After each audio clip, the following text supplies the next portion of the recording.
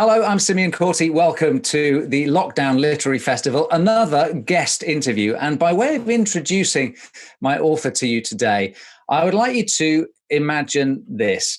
It must be every author's dream to create a character so appealing or appalling, in this example, that the publisher demands a sequel, and then another. And then another. And this goes on until suddenly you're looking at a 9-book box set. I'm talking about the hugely popular Mr. Gum books. If you're not aware of them, where have you been for the last 15 years? They're like Roald Dahl stories, but with way more jokes.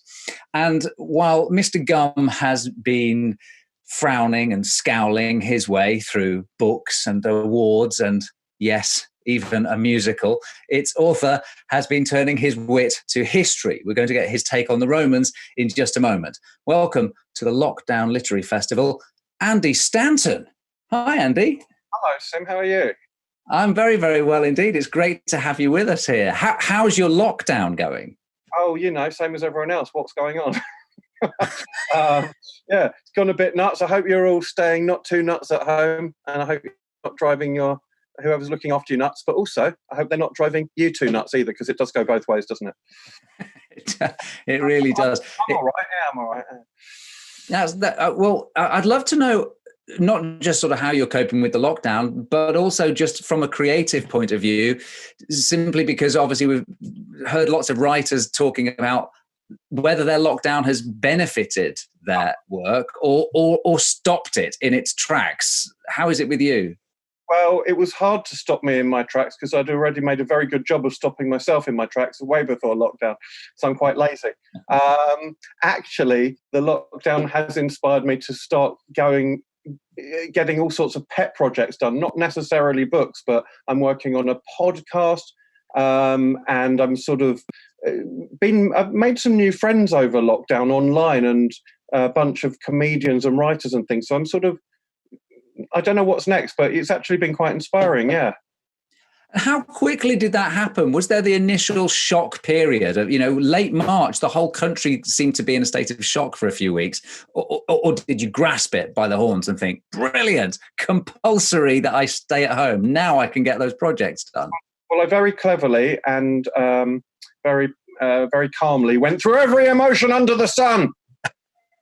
And now I'm all right, I think. I was a bit up and down at the start. So talk to me a little bit about the way you're managing these new projects then. So the podcast and the collaborations, is it just kind of like tentative steps into these things, or have we got a grand Andy Stanton business plan? Are you going to take over the world with this stuff? I hope not to take over the world. Look at what happens to people who take over the world. I hope quite a lot of politics for the children watching right now. No, I just noodle around until something inspires me. I like to draw a lot. I've been doing loads of drawing. That keeps me really sane. For anyone who really does need to just stop thinking for a bit, in a good way, sit down and draw. I love drawing, and I like making music as well. So a lot of my things aren't about they're not about end products. The best way to have fun and end up with something that is good is to not worry about the end product and just start mucking about with music, with drawing, with words, maybe, writing a silly poem or a little story that turns into a bigger story. So I haven't got a good answer to that, except that disorganization and playfulness are a good start often. And that's how I wrote my first book. That is probably the reason we're really talking here in the first place, which is Mr. Gum, was just from getting annoyed at not really doing anything and thinking, oh, well, come on, let's just have a bit of fun and write a story.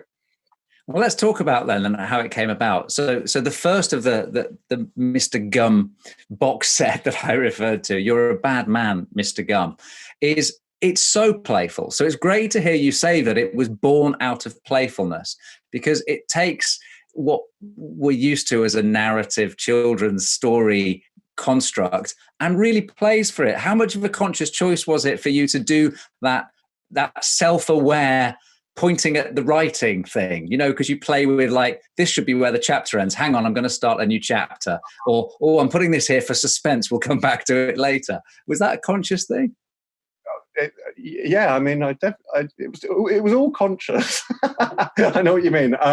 It's just what makes I have a little magpie of a mind that flits from things to things. When I'm, I get bored of myself really quickly, so I want to entertain myself. And also I just really, kids sometimes. Yes, I'm talking about you out there, kids. Kids sometimes.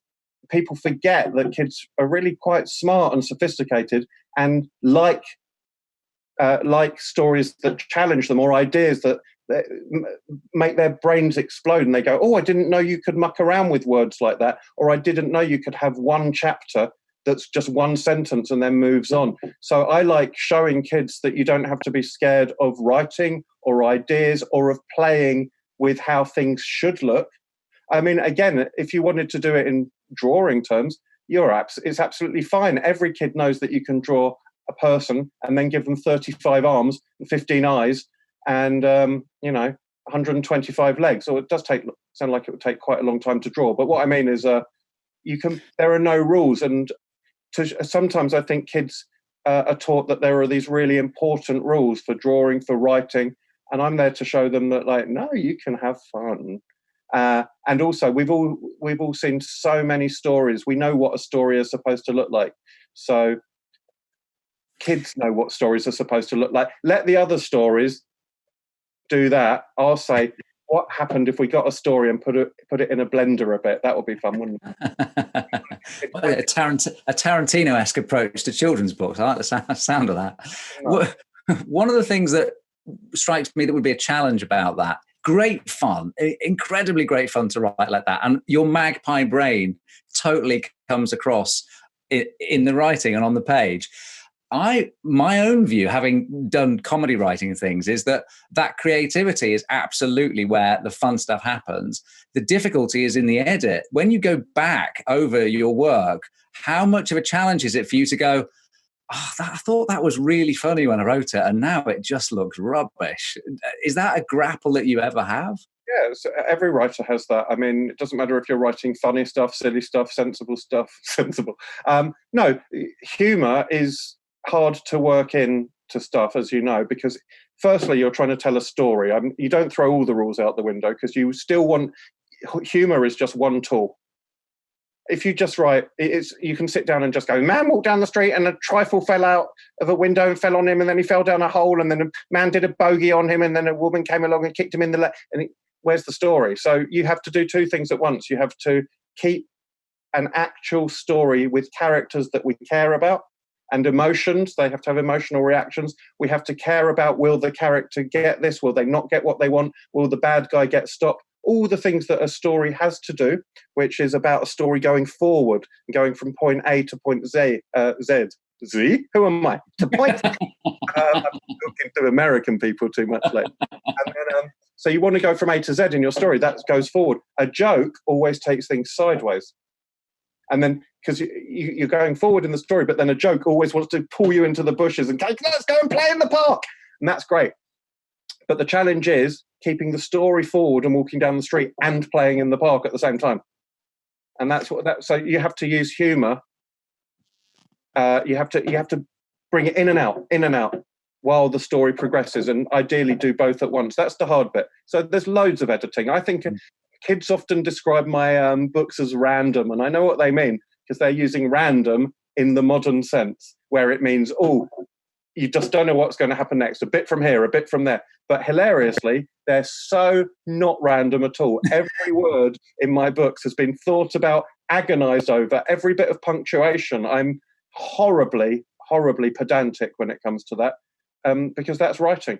So, kids will say it's random and you just want to go, absolutely the opposite. That is the last thing it is. But I understand what they mean. Yeah, if only you knew. That's really interesting to hear the level of detail that you go down to. There's a really difficult juxtaposition going on in your head between breaking the rules and also pedantically obeying the rules. That sounds like a grapple. Well, well, if you don't obey the rules, if you don't know, you have to know. This is a cliche, but you have to know the rules if you're going to break them. And it's no accident that I ended up writing books, because I love books. And I didn't really realize this, but I've spent a lot of my life studying books. And by studying, I mean reading for pleasure. But every time I read, I'm quite a slow reader. I just read a lot. So I've read a lot of books, but that's because when I finish one, the next one comes along. But I'm quite slow because I like to think about, I've just naturally always wondered, why did the author do that there? What effect were they looking for? So I accidentally, through pure pleasure, spent my life studying how books work and thinking of my own theories and thinking I could do that. So I know the kind of things you need to tell a story, and when it should be emotional, that's important. But if you know those rules and you've got that going on underneath the story, then over the top of it, you can break the rules. You can have a fireworks show. You can do all sorts of things. And that's what I really enjoy, is putting on all of those things under a very, very thought about structure, so that some kid comes up to you and goes, "Your books are well random." And you're like, and that's the end result. Brilliant.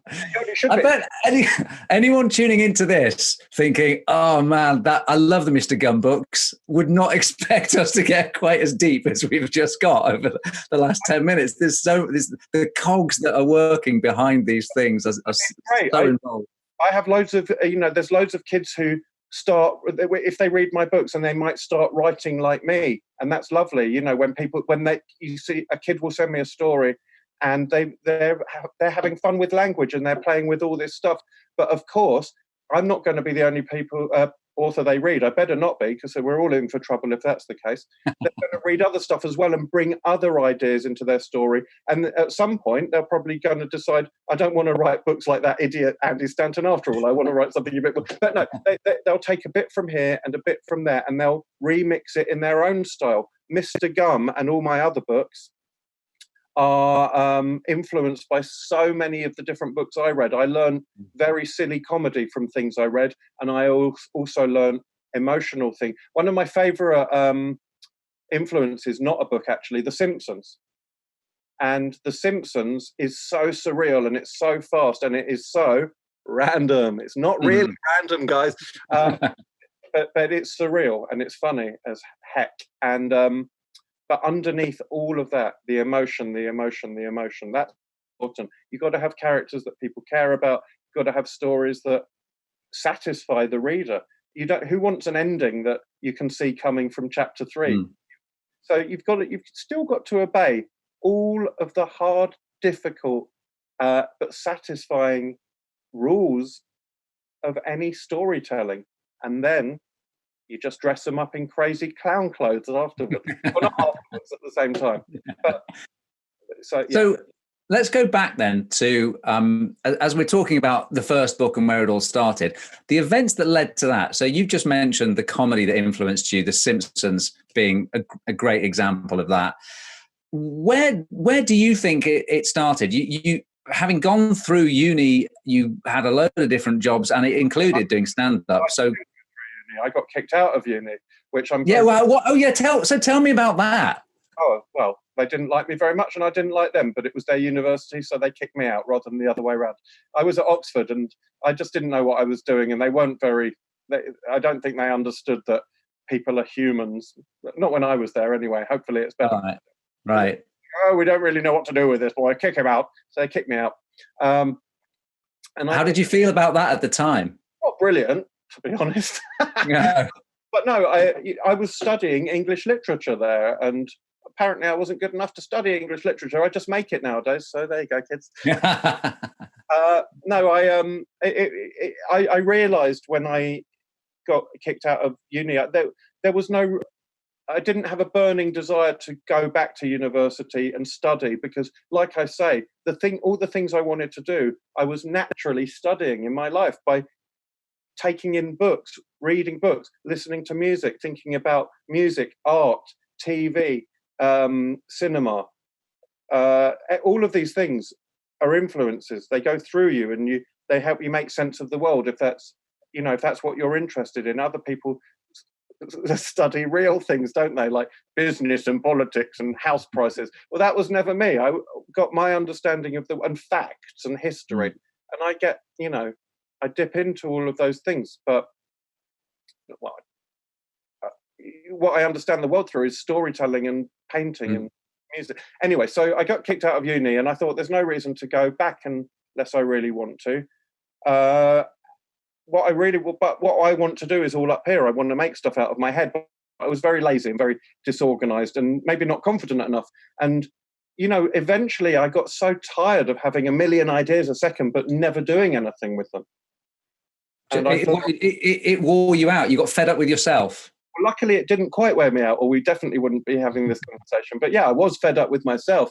And I've told this story a lot, but it's true and it sounds made up. But it came to Christmas Eve one year. I was about 30 years old, 28 years old, I think, a long time ago, because I'm about 100 now. But I didn't have any Christmas presents for my young cousins. And I just thought, you know what? I'm going to sit down and write them a story, just so that I can read it out to them on Christmas Day, tomorrow morning.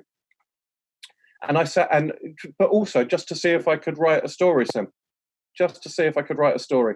Just stop having all these ideas, put them into one place. So I sat down and I wrote that first Mr. Gunn book in one night. How close is that to the published book we read today? Incredibly close. Wow. Yeah, and I've got to tell you, that's why it sounds like a made-up story. That is not normal for any writer. It's certainly not normal for me now. But that was the night where all this frustration of not really trying to finish stuff came into play. And I was just, come on then. I had like one paragraph written about a horrible old man and a dog that gets into his garden. I'd write a few lines here. I thought, right, that's a fine way to start. I'll start with that. And I started off writing about, this horrible old man called Mr. Gum and this dog that was making a nuisance of himself in his garden. And I just wrote, and all these other characters just added and added, and it was like rolling a snowball downhill. And I wrote for 8 hours all through Christmas Eve until about 5 a.m. Maybe 6, 7 a.m. I started late, and the birds were coming out, and I wrote the end. And I went and I read it to my little cousins on Christmas Day when I was round there, and they kind of didn't listen. they hated it. Loathed it. No, they listened and they didn't, but it was a bit weird because I've always liked talking to kids and sort of seeing what's on their minds and having a laugh with them. I really, again, it's not an accident. I think you end up writing for things you care about, and subjects you care about, audiences you care about. I really get on well with kids, so I used to really love entertaining my young cousins. But at this point, it was like, okay, sit down, we're going to have a story. And I think they were just like, we just want to eat more chocolate and punch each other. I was like, sit down, we're having a story. So I read it. I listened very, anyway, so I thought, oh, that didn't go brilliantly. I took this story home. I forgot about it for 2 years. Whoa. Yeah, I forgot about it. And then 2 years later, I found it. I did make a few edits. I added a little bit here and there to just pad out something that I thought needed a bit more work. But I sent off what I'd written more or less in one night 2 years earlier, and that's what became Mr. Gum. Then the final book hasn't changed that much from that one night. That's the best night of my life because that gave me my my purpose or something. Well, I was going to ask the somewhat predictable question about how it felt on that Christmas day, having heard the birds come up at 5 a.m. and having not just achieved, I've written a book, which is incredible, but also the years of creativity that had built up to finally be able to get it out on the page. And you've just summarized it as the greatest night of your life, which is incredible. It's probably the turning point of my life. I think it's quite rare to be able to sum up one night like that, isn't it? But that really was, because if I hadn't, but even then, like I say, it didn't hit me at the time. I was just satisfied that all I wanted to do was just get to the end of a story and just even if I did that once in my life, just to go, fine, I've tried it, it wasn't so great, whatever. But when I found it 2 years later in my room and I dusted it off, printed out, I dusted it off and had a read of it, I thought, actually, what was I thinking? This is really, this is good. And that's when I sent it into, made a few changes, sent it into the publishers, various publishers, who mostly they rejected it because they didn't know what to do with it, because it was a bit too, and I'm fine. I don't mind. I always think it's about, if you do the work and you're pleased with yourself for having done the work, that's the most important thing. That's also the stuff that you're genuinely pleased with has the best chance of doing well. But if it doesn't, that's the world, guys. It's not fair. It's not fair sometimes. But luckily, for me, I did get accepted. So, if you do something from your heart, you've got a good chance. And you've spoken about how it's important to be playful. It's important to have fun. Doing it from your heart is what counts. At what point in the relationship with the publisher do you find it becomes a job? I don't know anyone who's written 9 books in a series. Oh, as soon as you've got a contract, it's a job. and then the second book isn't playful at all. The second book is, I don't know how to do it again. I'm going on. I can't write a word. I haven't got any ideas. I'm exhausted. I've used up all my ideas. I'm terrified. The pressure is instantly where. Yeah. And people like the first book, and now I've got to give them something again that's different but the same. I don't know how to do it. It's a stress. But But it's a different game. You have some confidence from having done it before, but you have a fear that people are going to compare you to your older stuff. What you have to do is not panic and work yourself back into that point where you've forgotten that you're writing because it's a job. You've forgotten that, and you get that playfulness back. It's hard to get back there, but it's magic when it happens, because suddenly everything else fades away and you're writing again, and you look up and 4 hours has gone by and you go, I was in there. It's all about getting back into it. And I have, over the years, had many times when I've not been into it for a long period of time, because I get fearful of it.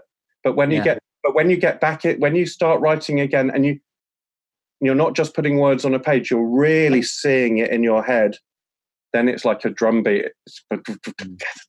You're like, this is good. And part of you goes, this is quite good. Another part goes, who cares? Good or bad, just carry on. It's good. When you get that. There'll be so many writers watching who get the rhythm going. There'll be writers watching who feel so reassured that it's normal to feel, for someone with the success that you already had behind you, it's normal to feel the fear that you talked about. You said that word, fearful. And even for those who haven't had the success, there are always those times, I think, when the writer just suddenly massively doubts their ability or just the point of doing it. There's a load of writers out there who everyone hates because they never seem to have a problem. They just sit down there. Here's another book. Wasn't too difficult. Really? Oh, I hate you. I think for most writers, there's a lot of self-doubt, and I don't think it gets discussed enough in interviews like this. I think it's quite nice to talk about it. Now, I mean, hopefully there's a lot of kids watching, and I'm not here to say life is just one difficult thing after another. That's a terrible message. But it's also okay to accept that, sometimes you don't even think you're good enough, but you still get through. You get through. Keep trying. It's hard. It's hard, mate. It's fun, though. It's all worth it. It's all worth it when you go, oh, my God, that story turned out great. Or just you write a joke that really makes you laugh. You go, oh my God, I can still do it. Got the drum beat. Yeah, there it is.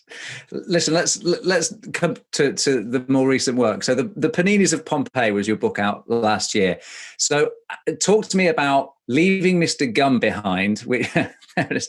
Oh, I can also promote it on here because I've got it on here. So I thought I'd get this ready just to help, shift some books out. Oh, it's not working against my virtual background. If I put it against my chest. Yeah. Oh, yeah. That's the way to do it, isn't it? There we go. Pompeii. When I was at school, we had to learn Latin, and I hated Latin because I just couldn't stand it. I'm really rubbish at other other languages, using English as a starting point. All languages are other, but to me, I can only speak English. I am terrible. I was bad at French. I was bad at German. Didn't understand Latin at all. But later on in life, I started thinking about this textbook we had to learn from that was all set in Pompeii, and it was about a merchant called Caecilius. Caecilius had a wife called Melissa, I think, and they had a son, and it was all about typical Roman family living in Pompeii. And I just thought it would be really funny to not research that at all, but to use what I remembered from it, but to remix it into absurdity. So I ended up with, I used the same name, Caecilius, whereas there you go. Oh, it's hard to show a book on here. Anyway, it doesn't matter. I thought I'm going to write about a merchant called Caecilius, because to me it's a funny name, and I'm going to make him a big fat guy. But in my world, what does he sell? He sells farts. So it's already quite abstract. And then I'm going to give him a wife. What's she called? She's Vesuvius. Vesuvius, that's right. Which, as you might know, is the volcano that destroyed Pompeii. But in my version of Pompeii, his wife is called Vesuvius. So it makes no sense at all. So what I really wanted to do was just muck around with the idea that you can take any historical period and nonsensify it, just like I like to nonsensify the modern world. So that was the idea.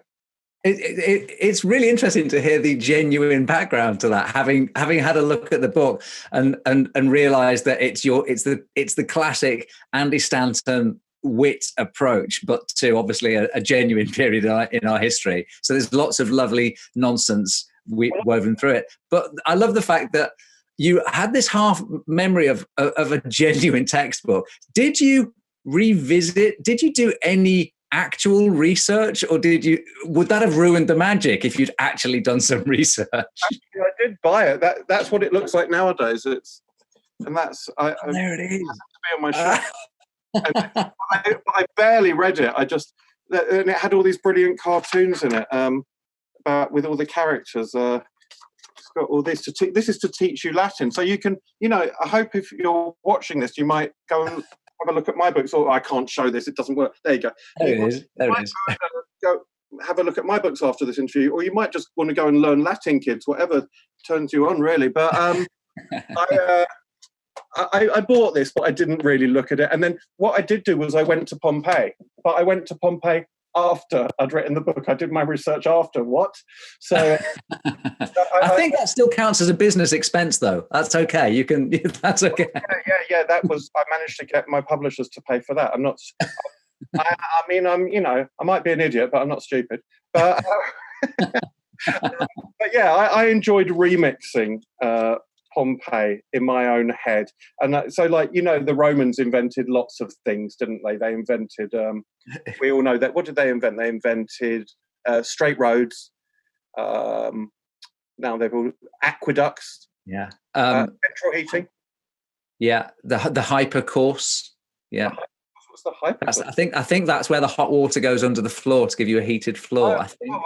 That's just a posh word for central heating, I think, kids. But so in my version, I just thought, well, maybe they invented some other stuff as well. So I sort of say, and also I put another weird thing into this version of Pompeii, which are mysterious creatures called mirror men. Mirror men. I've got no idea what they are. They're never explained.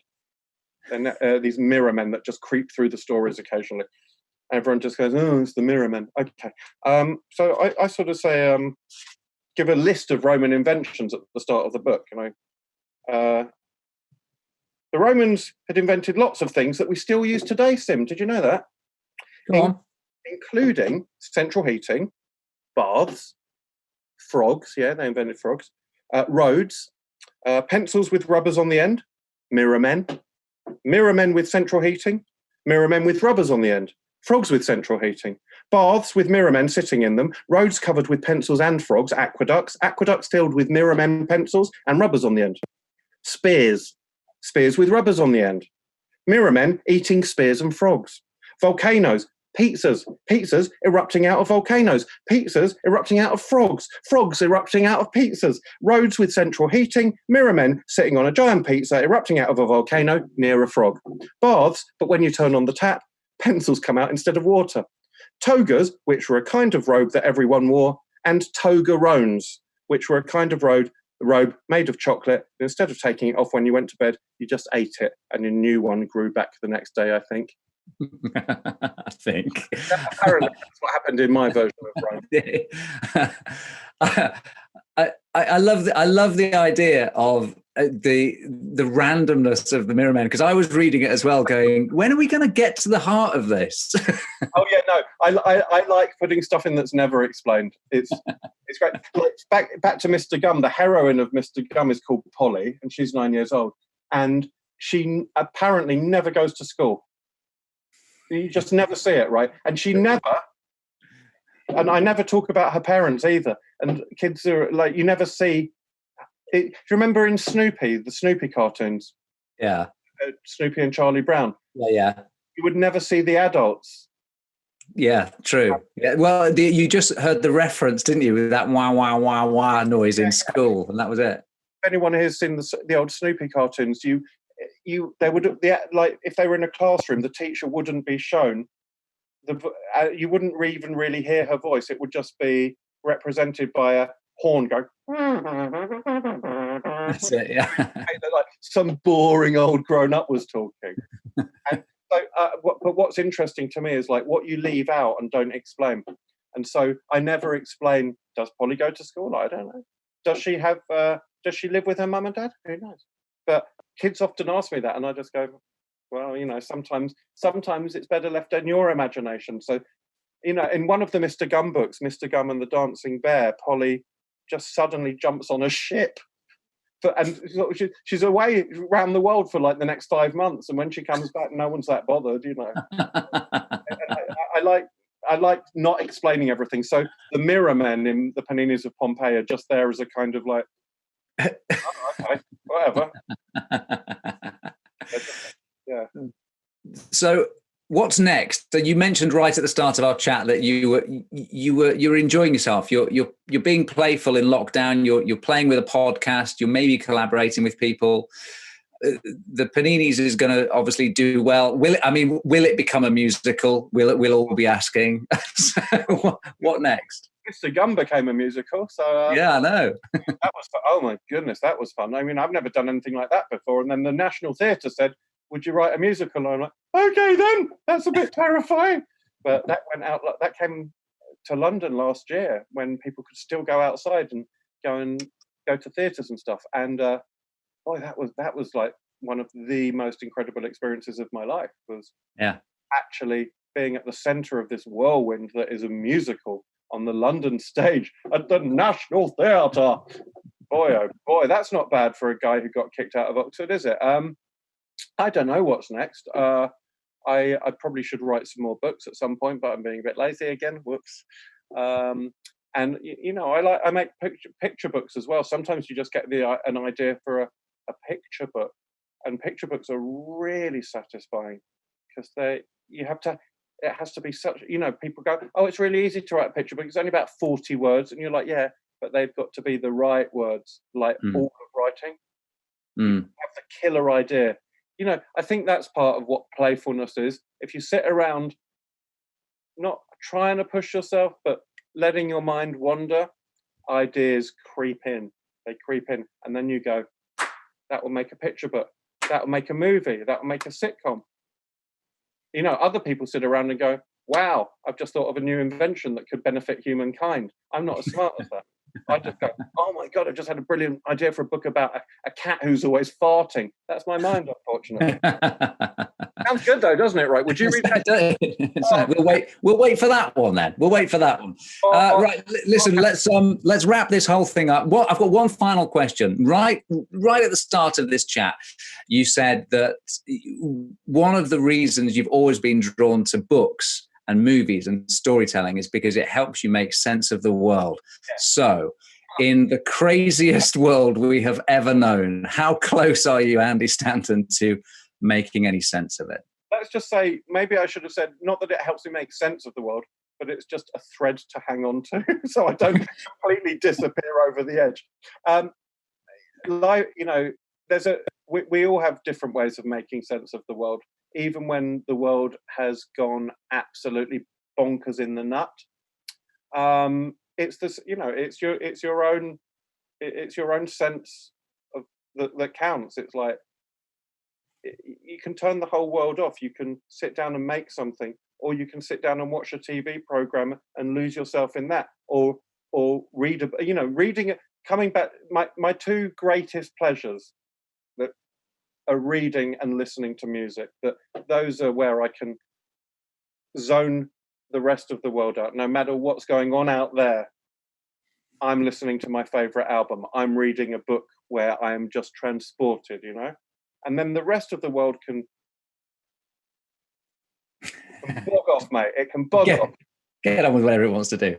Thank you very much indeed. Thank you for watching our interview. Just a reminder that the Paninis of Pompeii is, of course, out now, and the Mr. Gunn books are all available all the time, everywhere. And you have been listening to a Lockdown Literary Festival chat with the wonderful Andy Stanton. Thank you, Andy. Thank you, Sim. What a pleasure. Thanks, guys.